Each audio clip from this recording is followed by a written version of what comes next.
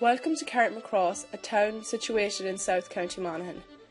Carrickmacross is internationally known for its Carrickmacross lace, as featured on the Duchess of Cambridge's wedding dress. Carrickmacross is a market town which developed around a castle built by the Earl of Essex in 1630. The 18th century saw Carrickmacross develop further as a town.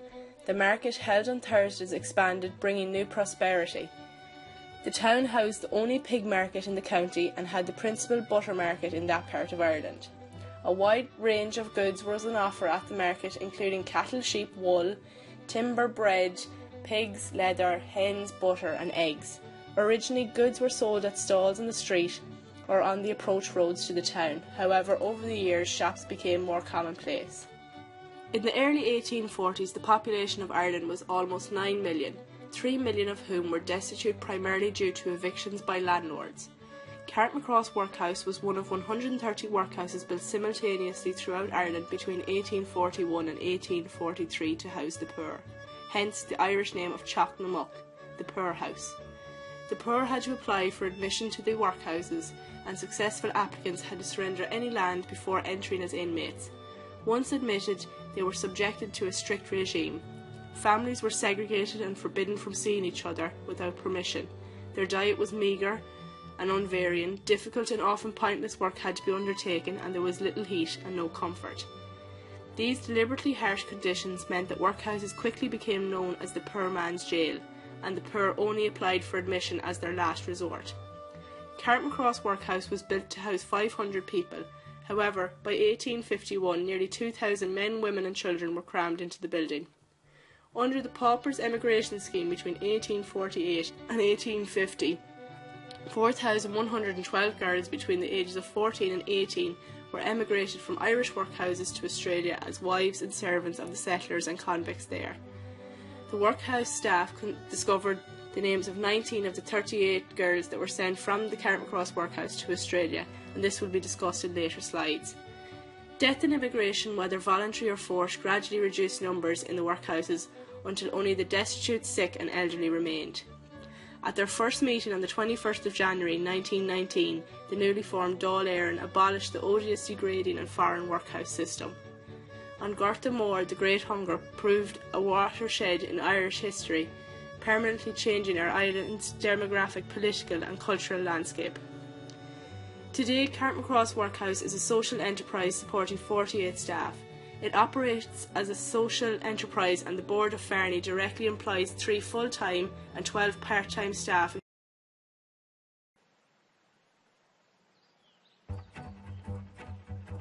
In January 1839, George Wilkinson, an English architect, was appointed as the Commissioner's Architect in Ireland. He was responsible for the design and erection of all 130 workhouses.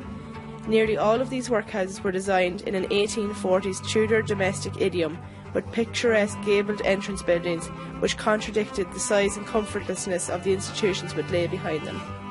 It is believed that at this time it was one of the biggest construction schemes happening in Ireland, and this scale may never be seen again. Up to 100,000 people worked on the site. Most of these were farmers who were looking for refuge. 50,000 men with horse-drawn carts were transporting materials to the workhouses from local sites. The Carrickmacross Workhouse is situated on a 6-acre site similar to the others in Ireland. It was built from sandstone, which was locally sourced in a marble pond approximately 3.5 kilometres away in Lossett's Carrickmacross. There were 2 ponds here, and all of the sandstone was collected and transported back to the workhouse. The mortar which filled the joints was known locally as rabbit sand. Lime would be soaked in a 6-foot pit until it formed a putty. Then it would be soured out and mixed with cement. Small chipping, named rough stuff, was also mixed in so that if the stone was sloped, the mortar made the stone sit up and created a level bed. This resulted in less wastage of materials, and time was saved by not having to cut up the stone.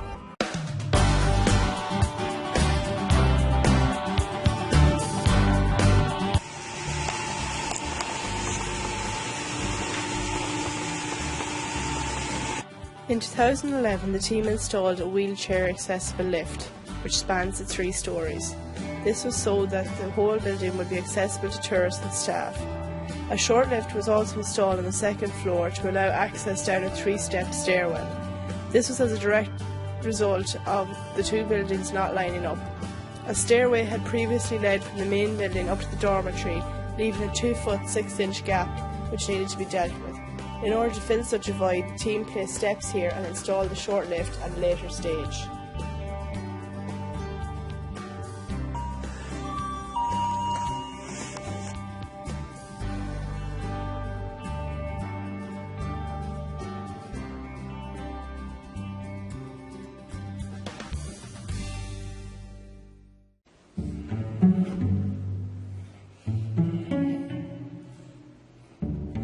The windows in the Carrickmacross Workhouse are diamond-shaped cast iron inserts, which were painted and manually glazed. Approximately 6,000 diamond-shaped pieces were hand-cut in order to create the same effect as the original. When the restoration of the building was taking place, the team found it difficult to find an original window which was in good enough state to be recast. Back when the workhouses were being built, the original glass panes would be distorted as a result of being made on a bench. They were casted on site, and the restoration team used a similar method when restoring the windows. The glassmith would prepare a box that held a very fine sand. The sand could then be moulded into any shape and it would stay that way. He would push the mould template into place with the pressure creating the pattern. Oil would then be poured in so the insert could be easily removed when set. A spout on the top of the box allowed the molten iron to be poured in, but there was a problem. The metal would spray out into the diamonds, adding extra work to the glassmith, as he would then have to trim each insert individually in order for the glass panes to fit. The restoration team then realised that if to freeze the sand using gases, the metal would not spray and therefore there would be less work. The window frame itself was made from pitch pine and was painted with a red gloss. All the windows are singly glazed, with just some window putty holding them in place. It is apparent that heat loss was a major problem in the workhouses, but they did not mind because at the time tuberculosis was a rampant killer, and the more ventilation the better.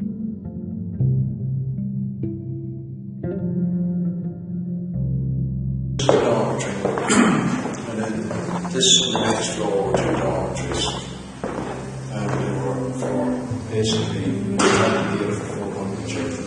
And if you stand in here, you see there's so especially this one here was for smaller children on this side. We ran right up here before we had to remove it for them to get access. And there were slopes so as when the wet at night would fear, the urine wouldn't just stay on it, it would run down onto these pitch pine boards which are rigid, that are 12 inches by 4, so 13 inches by 4 inches thick. And then the platform here, there was a rubber board came up here, right up the middle of it. Later there is removed it, and the sled tent head on it, on the straw again, and a jute bag over them again, jute. Yeah. And all those vents were open there, 1, 2, 3. And these ones here, and these vents were open up there, and that was for circulation. They were always afraid of TB, and the walls were whitewashed, and even the bottoms of the board underneath them, and these sleeping boards, we had to replace these because the urine had eaten them away.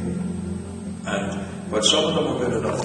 If somebody with a stiletto walked on them to go down through them, so we got the exact same specification as what they were originally. And you can see that's an original board on the bottom there. Yeah. So those little holes to ventilate it, they were very, very conscious of ventilation.